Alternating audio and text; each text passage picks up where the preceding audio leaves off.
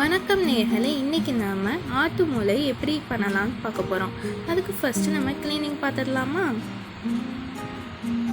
First step என்னென்னா, நம்ம அந்த 3 பீசஸையும் ஒவ்வொன்றா நல்லா அலசி எடுத்துக்கலாம். அப்போ தான் அந்த தூசி எல்லாமே தண்ணியில் போயிடும்.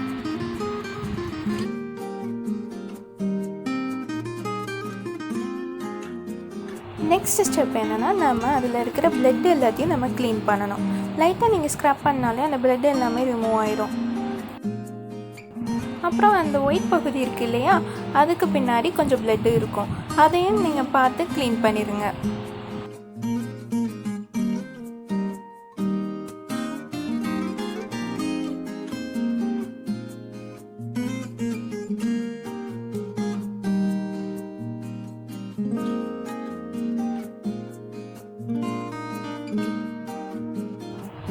பிளட் எல்லாமே நம்ம க்ளீன் பண்ணி முடிச்சிடும். நம்ம இன்னொரு முறை இப்போ வாஷ் பண்ணிடலாம்.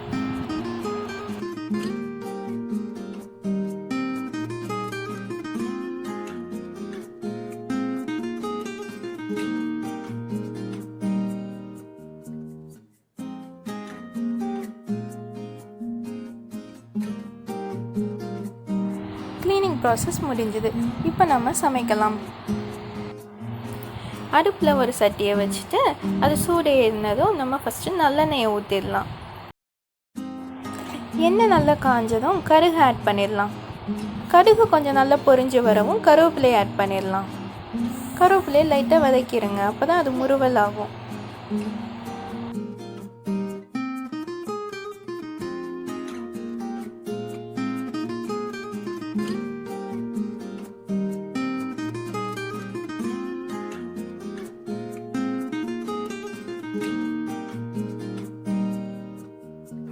கருவேப்பிலை நல்லா முருகலானதும் நம்ம இப்போ பிரெயினை ஒன்று ஆட் பண்ணிடலாம்.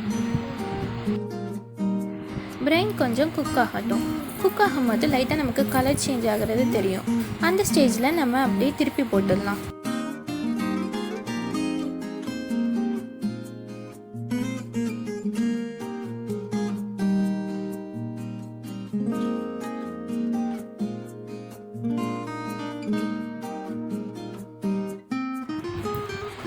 இப்போ திருப்பி போட்டுடலாம். திருப்பி போட்டால் தான் இன்னொரு பக்கமும் நல்லா குக் ஆகும். கொஞ்சம் நல்லா குக் ஆகி வரவும் நம்ம அதை அப்படி கொஞ்சம் கொஞ்சமாக கட் பண்ணி விடணும். கட் பண்ணி விட்டால் தான் அது செப்பரேட் ஆகும். அந்த பிரெயினை நல்லா கொஞ்சம் உதிரியாக வர்ற மாதிரி கட் பண்ணி விட்டுடணும். இப்படி கட் பண்ணி விட்டால் தான் நமக்கு பொரியல் மாதிரி வரும்.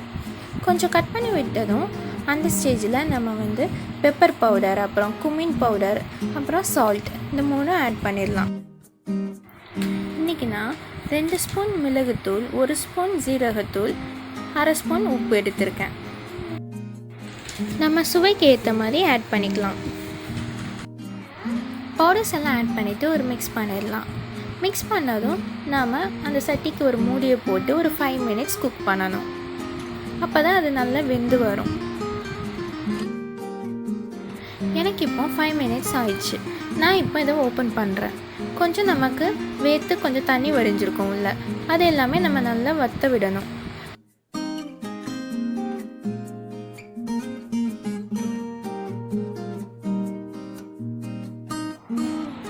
இந்த தண்ணி எல்லாமே நமக்கு வற்றுறதுக்கு இன்னொரு 5 மினிட்ஸ் ஆகும். அது வரை அப்பப்போ நம்ம நல்லா கலரிக்கிட்டே இருக்கணும். அது நல்லா முட்டை பொரியல் மாதிரி அப்படி செப்பரேட் ஆகி வரணும். அது வரை நம்ம கிளறிக்கிட்டே இருக்கணும். அப்போ தான் சட்டியில் ஒட்டாமல் இருக்கும்.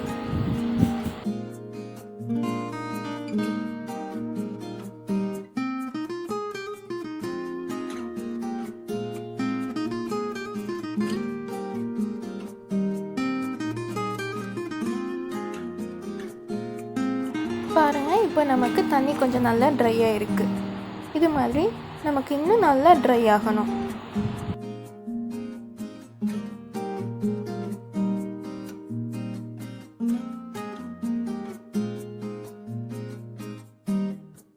இந்த மாதிரி நல்லா செப்பரேட் ஆகி வந்ததும் மிளகு, சீரகம், உப்பு ஃபைனலாக ஆட் பண்ணிக்கலாம். அப்போ தான் நமக்கு நல்லா மணமாக இருக்கும். ஆட் பண்ணிவிட்டு ஒரு மிக்ஸ் பண்ணிவிட்டு நாம் அடுப்பை அணைச்சிடலாம். இந்த மாதிரி நீங்களும் ட்ரை பண்ணி பாருங்கள். ரொம்ப சுவையாக இருக்கும். குழந்தைகள் விரும்பி சாப்பிடுவாங்க. இது முட்டை பொரியல் மாதிரி இருக்கும். நன்றி.